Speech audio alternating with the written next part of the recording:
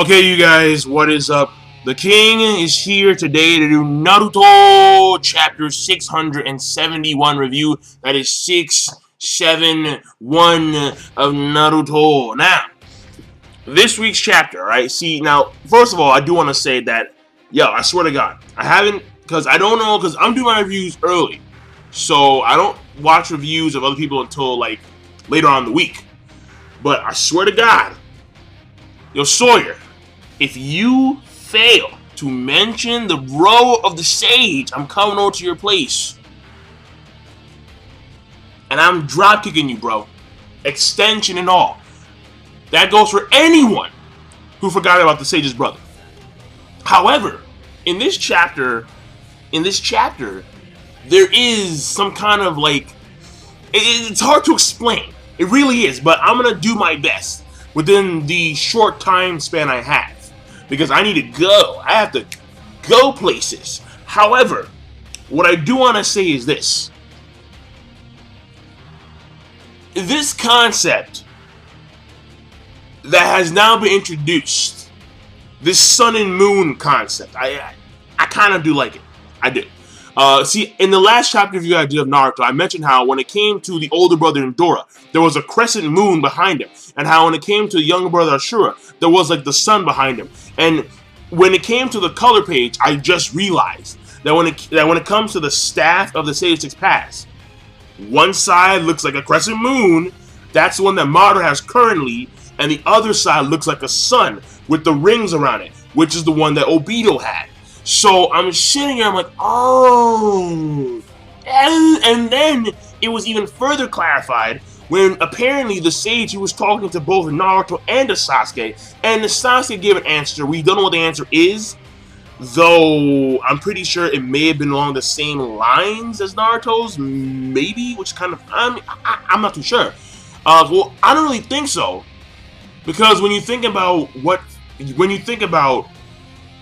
Indora, and the way how Indora was a lone wolf, how Indora did things by himself, how he was a prodigy, a genius, and the same thing can be kind of said of Madara, where Madara, he was a lone wolf and did things by himself, and he did things by himself to a certain extent. The thing here is that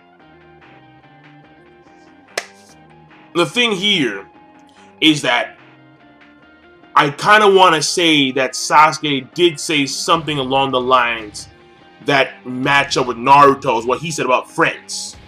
But then again, when it comes to the generation thing, I'm not sure about that as well. So we'll see. We'll see probably in a flashback where Sasuke's talking to the sage and he gives his answer and what he thinks and so on and so forth. But when we see them go to the sage, so the sage is he's in both places at once. And keep in mind that something that I didn't know until this chapter, where on the left hand side of the sage, on his face, on his head, basically his hair is tied on one side, but not on the other side. And if you look at Indora, both of his hair, I don't know how to explain it, but he has these things on the side of his face, his hair is tied on the side of his face on Indora, where in Ashura there are no ties at all. So half the sage resembles Ashura, the other half resembles Indora.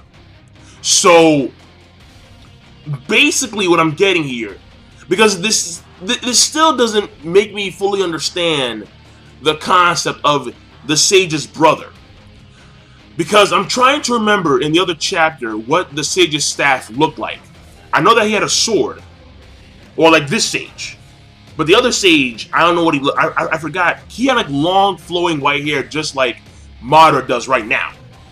So maybe the current sage is a mixture of both brothers, where which when both brothers, after they beat the Jubi, they became one. Something. Again, I don't know. Because that has to be explained. I mean, even though we have made a lot of leeway right now into the story, there are still a lot of fucking questions. There really are. That's not changing anytime soon. So maybe they're now one being, both states. They fused, all right? Fused. Jun! Ha! Maybe, I don't, maybe they had fucking earrings and like they did the whole thing. And they made like Vegeta or Seijo. I don't know. Alright, but the great Seijo over here has to be explained in further detail.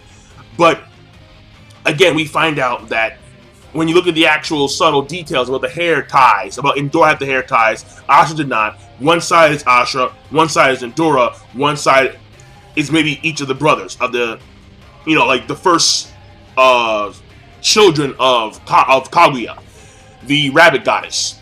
So it's cool. It's cool. I like it where they're going that symmetry. And Naruto is known for the split panels.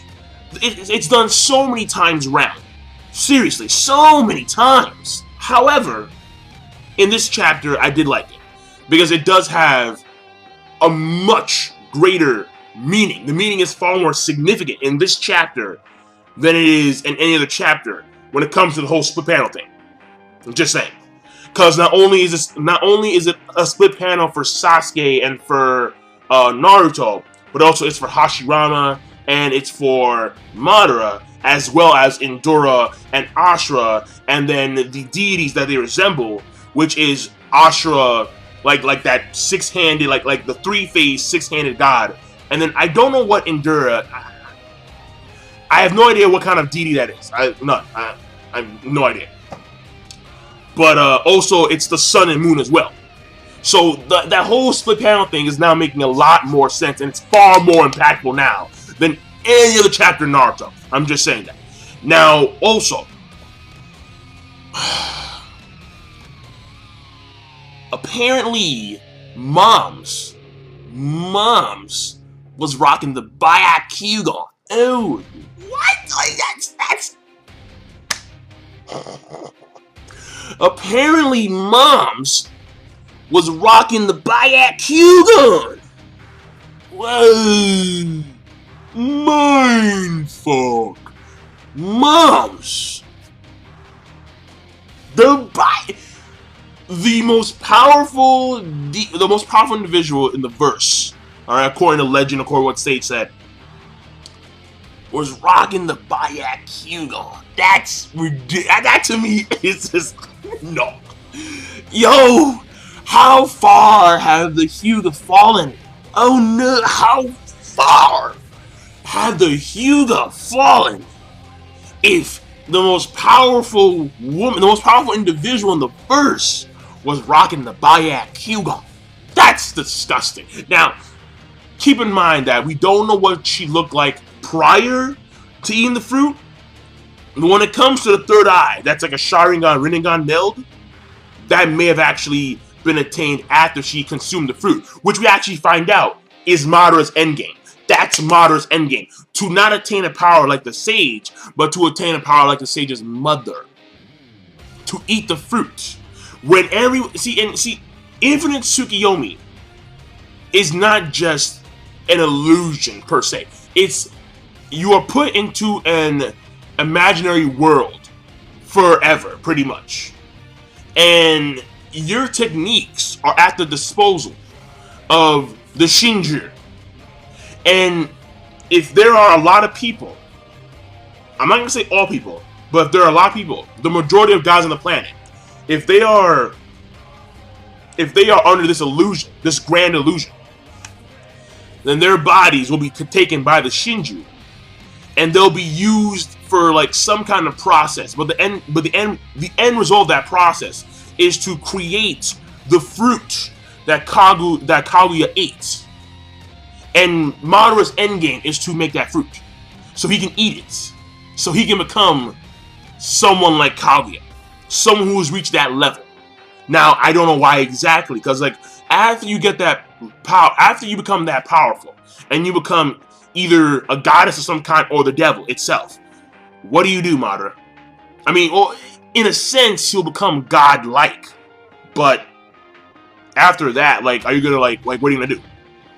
Like control the world forever? Maybe. I mean, I'll get bored. I'll be very honest. I mean, if it was like forever to control the world, I'll be very bored. I want to leave the planet. I'm like, yo, you know what? Earth, yeah, it's been fun, deuces, and we're just gonna coast in space. for I don't know how long. That's what I'll do. That's me. But let me continue. That's Madara's endgame, and I like it. I like it because he wants to, because he's always been about power and establishing power. However, he wants the ultimate power so no one can stop the fruition of his ideas. So he believes that he is going to be able to create world peace, but not in the sense of Ninshu, which is the melding of spirit. So everyone has their own connection with one another. Not in that sense of the Sage 6 Paths. That kind of world peace, where it's like this culmination of the mind and spirit, but in the sense of fear, in the sense of one person having the most chakra by far, dominating the planet with sheer force. That's what Madara is looking for. That is his version of power. So clearly, even though he's no longer the incarnation of Endora, because he's already passed on, but now he's returned as Eno Tensei and all that stuff, he is still going along those lines. He is still the lone wolf by himself. He stands alone in the pinnacle, on top of the world, one finger, yeah, pose off, woo! Him alone on Mount Everest, chilling. So in that sense, he's still going on the lines. And when you think about it, Endora actually is kind of similar to Kaguya as well, where she was the only one with that power. And she controlled the world. And she dominated. She was the best dominatrix ever. And you're like, whoa, that's crazy. So, again, I really want to know who was the lucky guy. Like, I really want to, because obviously, clearly, he was not the man in the relationship. That's very obvious. Oh, no. With Kaguya, oh, no. You take a back seat, all right? All I want you for is your dick, and that's it. That's it. So, I'm just saying, who was the lucky guy? So, she brung the whip every night. You know she did. You know she did. What's your name? My name is Toby. No. Oh. But all right. The thing here is this, though. It's very fascinating. To be honest, it's very fascinating. I like it. I like where it's going. And what I do want to end off on is that when it comes to the overall, like these hints and these subtle little details about how Kaguya, people are saying how she may be like the Reaper, like the Reaper Death Seal resembles Kaguya, and they're saying how either it's her or they're somehow tied together, something along those lines. We're not too sure exactly what goes on there with the Reaper Death Seal. But I would actually, because when I think about it, would it be beyond her power to become the Death God itself? I mean, if she was seen as a Death God, it wouldn't be so far-fetched to believe that she became a Death God, because we don't know how she died. So how she died is actually very important to actually know, but we don't know. So we need to find out how she died. And the chapter ends off with the editors letting us know that Guy is going to be like the focus of the next chapter. He's going to do another secret technique, another Ogi. And the Tail Beast coming in there, I mean, I don't know why they look so full-fledged, because you only got parts of their chakra. But when it comes to Sasuke and Naruto, since they're now like one and the same, and like this like the sun and moon thing going on, they may have like the same kind of powers. Like they may become like just like the two children of Kaguya. They may become along those lines. Not really more of Endora. And two more things and I'm done. Number one, First of all, that what I just said about Sasuke and Naruto becoming like the first sages, I don't know. I have no idea, but it's something that may be possible. Not just in Dora and Asha, but exceeding those boundaries. That's number one. Number two is that I love how Madara, he was the first one to actually change the rhythm. He was, out of all the generations, it was Madara Uchiha who changed it. He said, you know what, no, I don't want this shit. I want more. Fucking Dora, I want Asha, bring him in too. And he gained the Rinnegan. And it was actually, there was actually hints on the stone tablet that would actually give him the details of that. That's what Endora's ancestors actually did. So when it comes to the stone tablet, now it makes sense why, now it makes some sense as to why the brother was never mentioned. Because the stone tablet itself just had bits and pieces. He didn't get the full story. So now it makes some sense. And finally, I want to wrap this up by saying, note how the prophecy of the frog, which they mentioned, has come to fruition. And note how Nenji Hyuga, pre-time skip, was all the more right. You can't change your destiny. You can't change your fucking destiny. Nenji was on the money. He was on the money. Nenji is a goddamn soothsayer. He is Nostradamus. He is the prophecy. Nenji fucking Hyuga for the win. Alright? Over. Nenji was right. You can't change your destiny. You can't change your fate. And look how Naruto the series has completely deviated from the original notions of working hard and, you know, busting your ass and the working hard guy over the genius. No. That's completely gone. Prophecy and geniuses and powers and destinies and generations. Nenji Hyuga for the goddamn win. So I'm done. King Lightning. Be sure, of course, rate the video, comment, and subscribe as always. Peace. Have a nice day.